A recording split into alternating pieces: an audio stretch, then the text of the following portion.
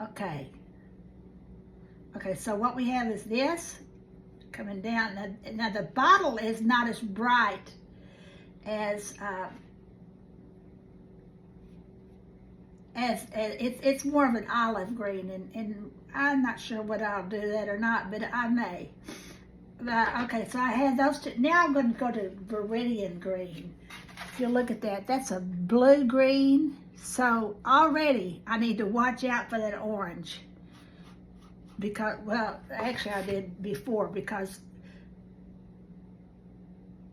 the orange, the blue in this color and the orange will make nastiness, but so will the red in the orange mixed with green. So you have to be careful.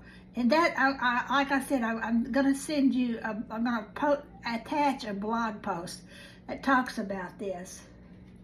Viridian, a little bit goes a long way with me.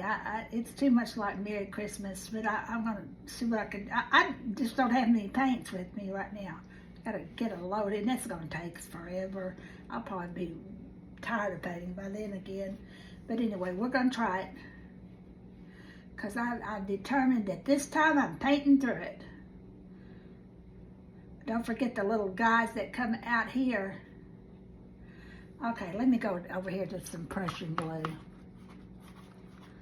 All right, right here.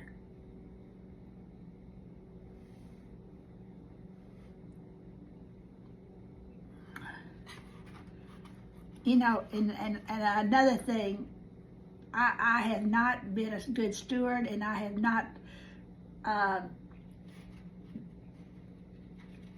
kept these things by paint. I like to paint with paint. I don't like to paint with a stump.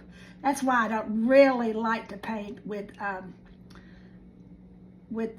half pans or quarter pans, because they become stumps. All right, right back here. This one right back here is just almost all shade. So let's see what we got here. It comes down like that.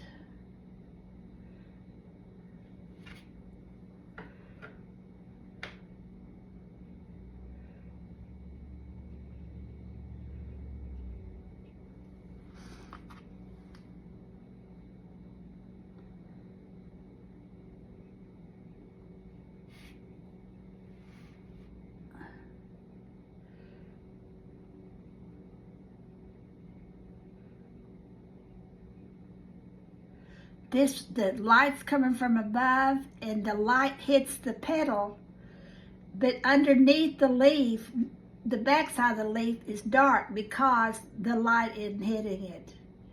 You need to kind of understand the principle of shade and what causes shade. The light causes the shade, and and there again we go on my dark and light themes again.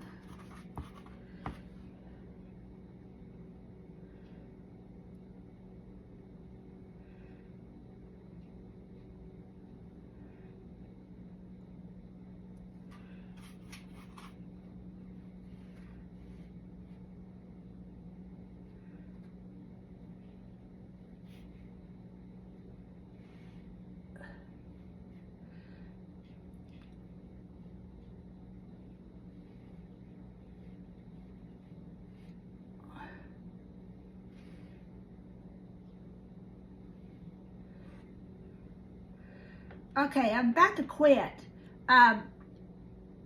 for this layer, and I actually am gonna quit for this layer. I think I will do one thing, because there is so much shade down here.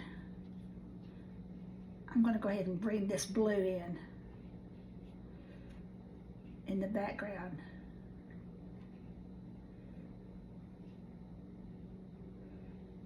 It's not what I see there, but because I've studied color all my life, I know that's what's happening. What I see is a brown drawing board.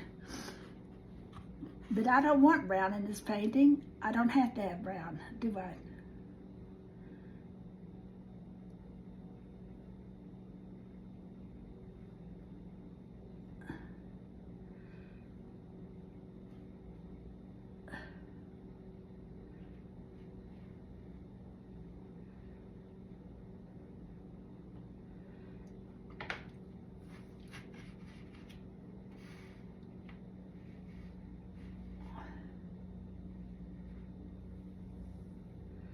Okay, some of the color's doing its own thing. Now I can go in there with my paper. This is when the Q-tips and the paper towels come into their own glory, because I can control some of this movement with a paper towel, like stopping the drip, stop the steal.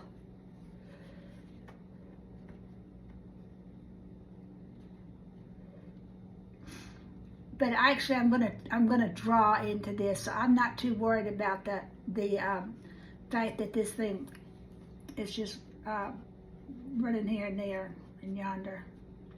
I'm gonna let it dry naturally.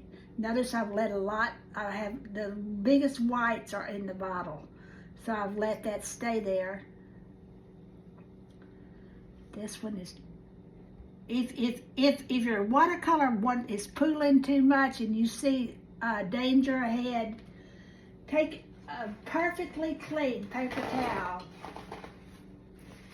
and ease up to it. Don't scrub it. You're not cleaning the kitchen floor. Ease up to it and let your paper towel absorb some of that excess color. You don't even have to touch it, but just barely. In fact, I don't want you to touch it, but just barely.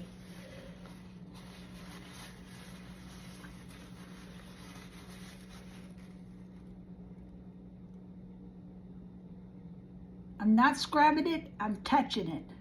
Big difference.